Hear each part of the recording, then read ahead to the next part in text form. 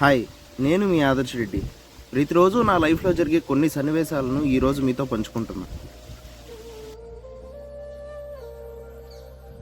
నన్ను ఎప్పుడు వెంటాడే ఒకే ఒక క్వశ్చన్, మంచిగా జాబ్ చేసుకుంటున్నావు కదరా, నీకెందుకు ఈ కోళ్ళు కుక్కలు పశువులు పిచ్చి? వాళ్ళకి పిచ్చిలా కనిపించచ్చు. ఒక్కసారి కోళ్ళు పశువులు వీటి మీద ఇష్టం ఉన్న వాళ్ళకి వాళ్ళు వాటిలోనే ఆనందం చూసుకుంటారు, వాటి వల్లే పీస్ని తెచ్చుకుంటారు, వాటి వల్లే వాళ్ళ మైండ్లో ఉన్న స్ట్రెస్ అంతా రిలీఫ్ చేసుకుంటారు. ఈ మధ్యలో జాబ్ చేసిన ఉదయాన్నే మన డే అయితే కోళ్ళతోనే స్టార్ట్ అయింది. నా డే పర్టికులర్గా నేను ఉదయం లేయగానే ఫస్ట్ నా మైండ్లోకి వచ్చింది, నా కోసం ఎదురు చూస్తున్న కోళ్ళు కోడి పిల్లలు.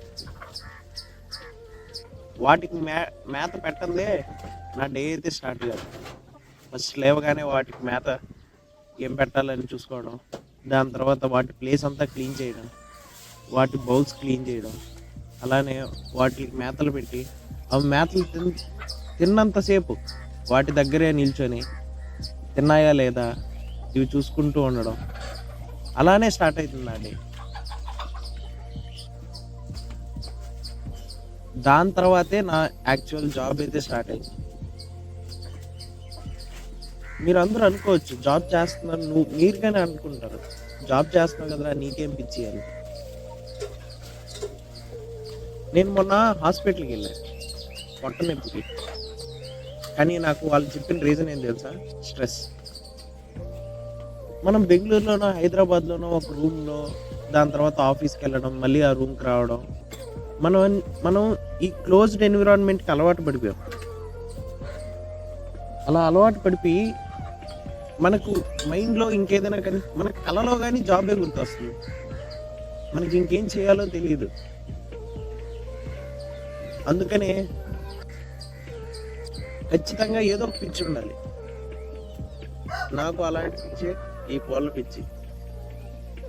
మీకు అలాంటి పిచ్చి ఉంటే కామెంట్ చేయడం మాత్రం మర్చిపోకండి.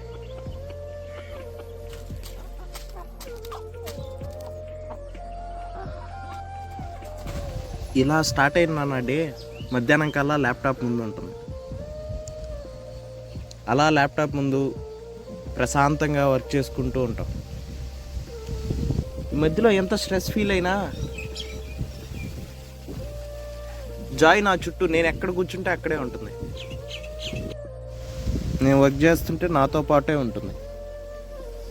అలానే కొంతసేపు దాంతో ఆడుకుంటే ఆ మధ్యలో వచ్చిన స్ట్రెస్ కానీ పోతుంది. ఇలా నా లైఫ్ అయితే కోళ్ళతో స్టార్ట్ అయ్యి కోళ్ళతోనే ఎండ్ అవుతుంది. మీతో నా లైఫ్లో జరిగే కొన్ని సన్నివేశాలను అయితే ఈరోజు మీతో అయితే పంచుకున్నా.